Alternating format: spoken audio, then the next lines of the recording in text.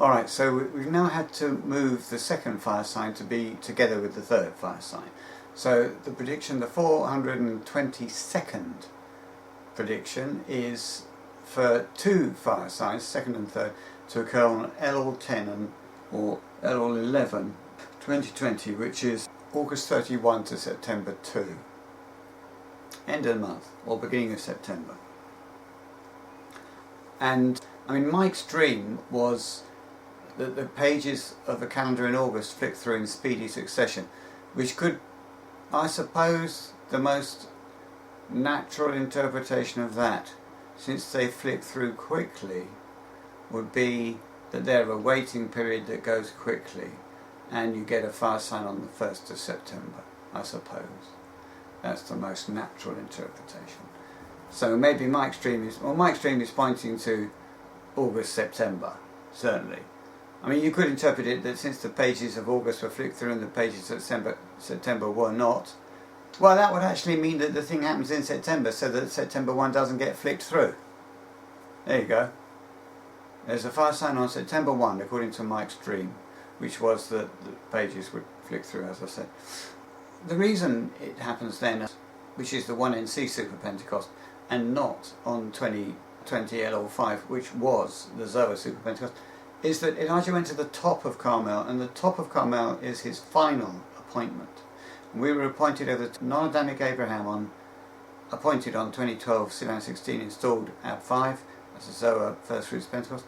We were appointed over the 2 NCs on 2012 Eshvan 2, and we were installed on Chislev 21, which is the late or the second 2NC Pentecost, because it's second to our Adamic appointment. And then we were appointed over non-Adamic Isaac at the Zoar Pentecost in 2013 Sivan 16. First Fruits we were appointed, at 5 we were installed, because Isaac is separate from Abraham, so it's a different deal, so we start again at the first Zoar First Fruits Pentecost combination.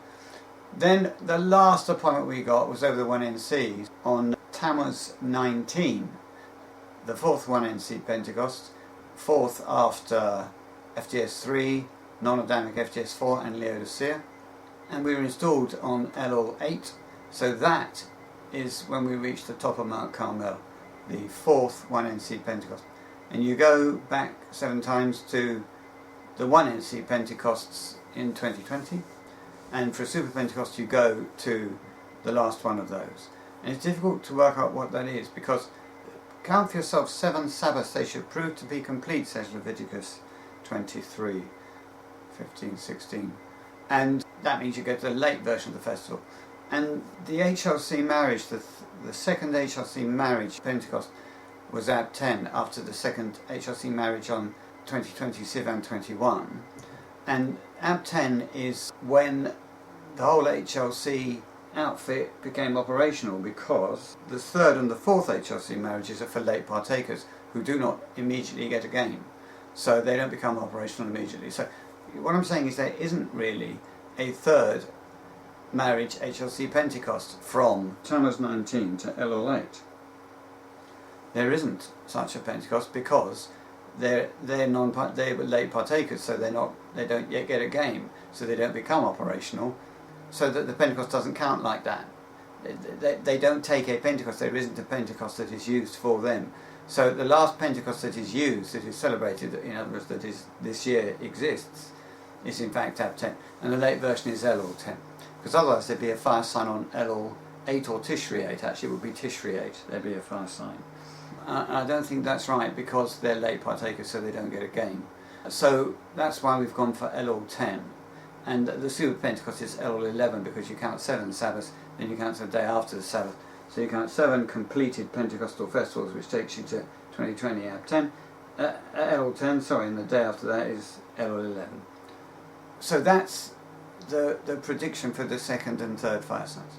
Now we've moved the Mark of the Beast to be inaugurated and be registered at LL 16. We were able to do that because we realised, rather belatedly, that although the Jubilee release for the Christians is Tishri 10, entering into the Passover, being executed to Tishri 14 and being resurrected Tishri 20, and for the non-religious is Heshvan 10, Heshvan 14, Heshvan 18, and for the Babylonians is Chislev 10, Chislev 14, Chislev 16.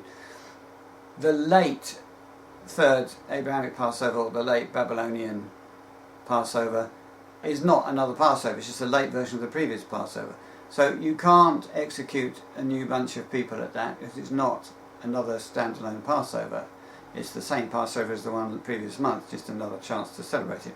So there is no execution of anybody on Tebeth 14, anybody new.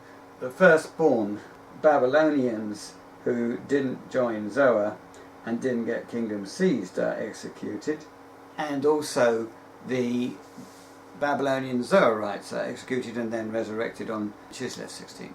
Only the ones who, the Babylonians, i.e. enforced religion, who didn't get seized, the firstborn of them, unrepentant of them, they get Passover executed. That's the Passover execution of the third Abrahamic Passover, which happens at the late Passover, to give everybody 3 chances to save themselves, or they have to deny the Christ 3 times to be killed, executed.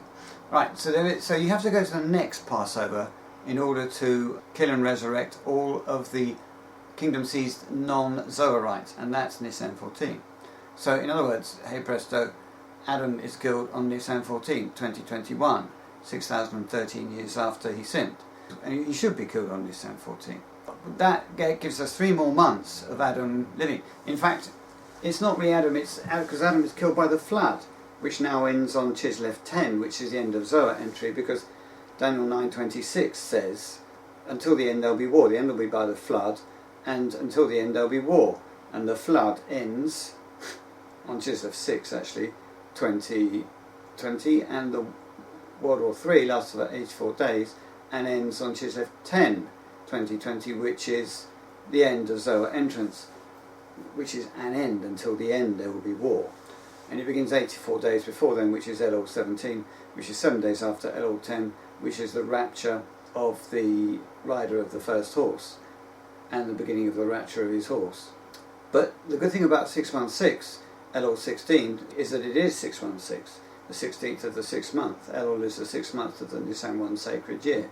So that's the mark of the beast, according to the onyx, I can never pronounce it, onyx chirus or something, fragment, which gives you 616 rather than 666. And then the 6 days later, on Elul 22, is the enforcement of the mark of the beast. Elul 16, incidentally, is September 6-7. So that's when the mark of the beast is inaugurated and when you can register for it. And then it gets enforced. It becomes illegal not to have the mark of the beast 6 days later, which is 12-13. So that's the mark of the beast. So the new things in our new chronology is that there's another 3 months. Adam actually doesn't die 2020 Tebeth 14, he dies 2021 Nisan 14. And the Adam that dies at that point, since Adam is killed by the flood, as I said, which ends on Chislev 6, after Chislev 6 there are no non-1AC Adams left. Everybody is a 1AC Adam, or a failed 1AC Adam, or a sealed 1AC Adam. Either you pass the test, you failed the test, or you're still under a test. And once you get to Tebeth 14, everybody who's sealed is sealed, and everybody, well, we think, I could be wrong actually, not sure about that. But anyway, everybody alive after Tebeth 14, 2020 will have been a 1AC if he's not still a 1AC. He may have failed the test, he may still be under the test, we may have passed the test.